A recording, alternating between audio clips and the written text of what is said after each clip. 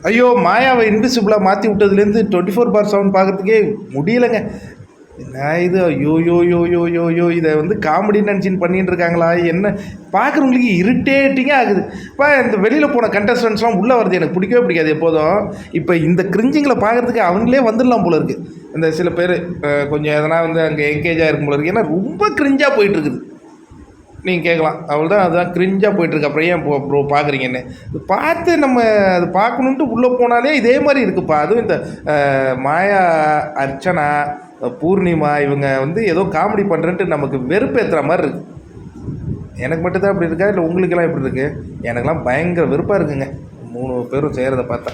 இன்னொரு விஷயம் என்னன்னா, இப்ப அடுத்த வாரம் பூர்ணிமா எவிக்ட் ஆகி போனான்னா, இந்த மாயா வேற அ அர்ச்சனா கூட சேர்ந்துக்கின்னு அர்ச்சனாவ என்ன பண்ணும்னு தெரியலையே! நல்ல வேளை 1 வாரம் தான் இருக்கு.